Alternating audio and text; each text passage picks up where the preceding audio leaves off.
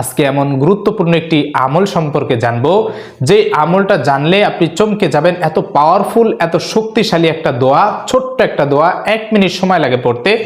এই দোয়াটা যদি আপনি যেই নিয়মে বলবো, যে সময়ের কথা বলবো, এই সময় যদি আপনি মাত্র 41 বার পড়তে পারেন, ইনশাআল্লাহ আল্লাহ তাআলা আপনাকে গায়েবী ধন সম্পদ, টাকা পয়সা এত পরিমাণ দিবেন যে আপনার ঘরের ভিতরে সিন্ধুকে রাখার মতো জায়গা থাকবে না, ব্যাংক ব্যালেন্স ভরপুর হয়ে যাবে, আপনার মানিব্যাগ কখনো খালি হবে না। শুধু এই দোয়াটার ফজিলত এখানেই শেষ নয়, বরং যদি কোনো ব্যক্তি অনেক অনেক কঠিন বিপদেও যদি পড়ে, আল্লাহ তাআলা এই ছোট্ট দোয়ার বদৌলতে তার সেই বিপদ আপদ থেকে হেফাজত করেন। প্রিয় দিনী ভাই এবং বোনেরা, আপনার যদি পাহাড় পরিমাণ ঋণও থাকে, ঋণ আল্লাহ তাআলা পরিশোধ করে দিবেন। আপনার ঘরে যদি কেউ অসুস্থ থাকে, এই দোয়ার আমলের মাধ্যমে সে সুস্থ হয়ে যাবে ইনশাআল্লাহ। এমন পাওয়ারফুল, শক্তিশালী একটা আমলের কথা বলবো। পবিত্র রমজান মাস চলতেছে, আর এই রমজান মাসে স্বাভাবিকভাবে আমরা একটু ইবাদতমুখী হয়ে থাকি। অর্থাৎ আমরা না চাইতেও কেমন যেন একটা ইবাদত করতে ভালো লাগে, ইবাদতে মশগুল থাকি। আর এই কারণেই আল্লাহ তাআলা বান্দার যাতে ইবাদতে ব্যাঘাত না ঘটে, সেই কারণেই যেই জিন রয়েছে, বদ জিন এবং শয়তান, তাদেরকে রমজানের শুরুতে আল্লাহ তাআলা শিকল বন্দি করে এরপরে সমুদ্রে নিক্ষেপ করে দিয়ে থাকেন। যার কারণে আপনি যদি এই ছোট ছোট আমলগুলো করতে যাই, দেখা যায় বিভিন্ন সময় শয়তানের ধোঁকা আমাদের ফেলতে পারে। যেই সময়ের কথা বলবো, এই সময় এই আমলটা শয়তানে করতে দিতে চায় না। এজন্য এই সুযোগটা এই রমজান মাসে আমার রয়েছে, আমি চাইলেই এই সুযোগটা লুফে নিতে পারি এবং এই আমলটা করতে পারি, এবং এই আমলের বদৌলতে আল্লাহ তাআলা আমার টাকা পয়সা, ধন সম্পদ, অসুস্থতা, দারিদ্রতা, অভাব, অনটন, ঋণ সব কিছু দূর করে দিবেন এবং সব ধন সম্পদ দিয়ে আল্লাহ তাআলা ভরপুর করে দিবেন। যদি আমার মনে এই নেক আশা থাকে, নেক নিয়ে থাকে যে আল্লাহ আমাকে এমন ধনী বানিয়ে দাও যেন পরের উপকারে আসতে পারি, যেন মানুষের উপকারে আসতে পারি, যেন এই সম্পদ আমার কোনো খারাপ কাজে ব্যয় না হয়, এইভাবে যদি নেক নিয়তে আল্লাহ তাআলার কাছে উপস্থাপন করতে পারে আর এই আমলটা করতে পারে, আল্লাহ তাআলা বান্দাকে চাইলেই দিয়ে দিতে পারেন। কারণ আল্লাহ তাআলার ভান্ডারে কোনো কিছুর কম নাই, কোনো কিছুর অভাব নাই।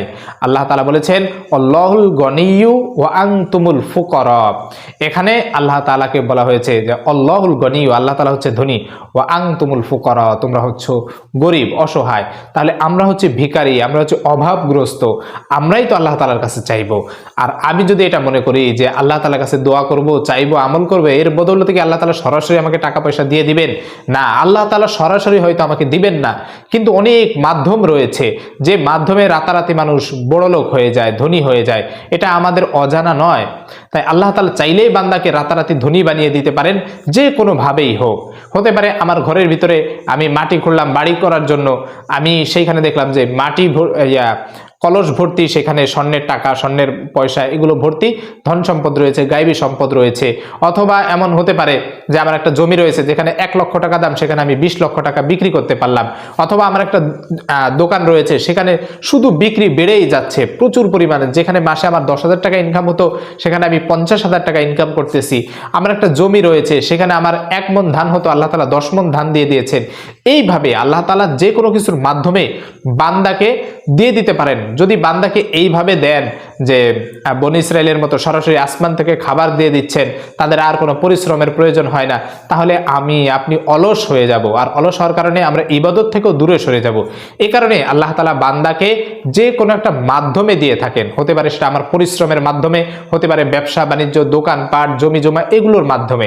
মোট কথা কোনো একটা মাধ্যমে আল্লাহ তাআলা দিবেন, এই বিশ্বাসটা আপনার রাখতে হবে।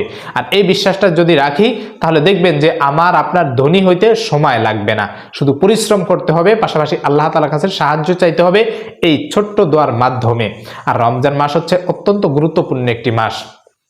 এই মাসে দোয়া করলে আল্লাহ তাআলা কবুল করে ফেলবেন। তো এই ছোট্ট দোয়াটা আপনি পড়বেন হচ্ছে যখন ফজরের নামাজ পড়েন, ফজরের সময় যখন আজান হয়, আজান দেওয়ার সঙ্গে সঙ্গে আপনি সুন্নত পড়বেন, সুন্নত 2 রাকাত পড়বেন, ফজরের সুন্নত 2 রাকাত নামাজ। এরপরে বাকি থাকে হচ্ছে ফজরের ফরজ 2 রাকাত।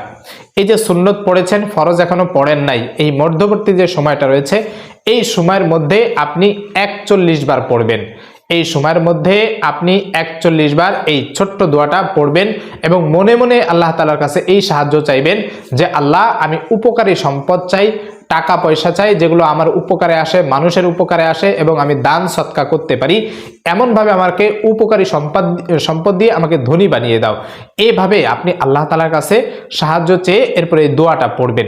দোয়া পড়বেন আর আল্লাহ তাআলার কাছে সাহায্য চাইবেন।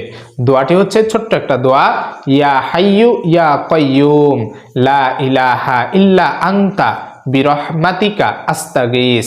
আবারও বলছি, ইয়া হাইয়ু ইয়া কাইয়ুম লা ইলাহা ইল্লা আনতা বিরহমাতিকা আস্তাগীস। এই ছোট্ট দোয়াটা 41 বার পড়তে সর্বোচ্চ আমার কয় মিনিট সময় লাগতে পারে একটু অনুভব করেন। ইয়া হাইয়ু ইয়া কাইয়ুম লা ইলাহা ইল্লা আনতা বিরহমাতিকা আস্তাগীস 3 সেকেন্ড যদি সময় লাগে একটা পড়তে, তাহলে 40 বার পড়তে 40 40 80 120, অর্থাৎ আপনার 60 60 120 2 মিনিট সময় লাগে। 2 মিনিট সময়ে আপনি এই আমলটা যদি করতে পারেন, তাহলে এই 2 মিনিটের বিনিময়ে যদি আল্লাহ তাআলা আপনাকে ধনী বানিয়ে দেন, এত ধনী যে আপনার কারো কাছে মৃত্যু পর্যন্ত হাত পাততে হবে না, আপনার কারো কাছে কোনো কিছুর জন্য প্রয়োজনের জন্য মানুষের কাছে যেতে হবে না। এই ছোট্ট একটা আমলের বদৌলতে যদি আল্লাহ তাআলা আপনাকে এত পরিমাণ ধনী বানিয়ে দেন, তাহলে এই 2 মিনিট সময় আমাদের ব্যয় করতে তো কোনো অসুবিধা নেই। আর এই যে ছোট্ট আমলটা প্রতিটা হরফে হরফে আল্লাহ তাআলা এমনিতে নেকি বাড়িয়ে দেন। আপনি এই সময় উঠে আল্লাহ তাআলার কাছে একটু কান্নাকাটি করবেন। ওই সময় উঠে, যেহেতু এখন সেহরির সময় আমরা স্বাভাবিকভাবেই উঠি, ওই সময় উঠে আপনি দোয়া করবেন আল্লাহ তাআলার কাছে, 2 রাকাত তাহাজ্জুদ পড়বেন।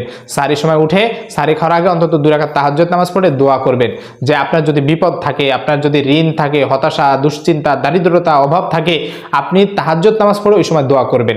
কারণ আল্লাহ রাসূল সাল্লাল্লাহু আলাইহি সাল্লাম বলেন, আল্লাহ তাআলা প্রতি রাতে, মাঝরাতে, শেষ রাতের দিকে আল্লাহ তাআলা শেষ আসমানে চলে আসেন, বান্দাকে ডাকেন, ও আমার বান্দা কার কি প্রয়োজন, তোমাদের যা কিছু প্রয়োজন আমি সব কিছু দিয়ে দিব।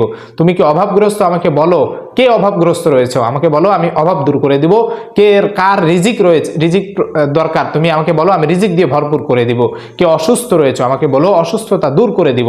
এইভাবে যে ব্যক্তি আরামের বিছানা ছেড়ে, গায়ের কম্বলটা ছেড়ে, এরপরে ভালোভাবে পবিত্রতা অর্জন করে ওযু করে আল্লাহ তাআলার দরবারে দুহাত তুলে 2 ফোঁটা চোখের পানি ফেলে যদি কিছু চায়, আল্লাহ তাআলা সেই বান্দাকে কখনোই ফিরিয়ে দেন না।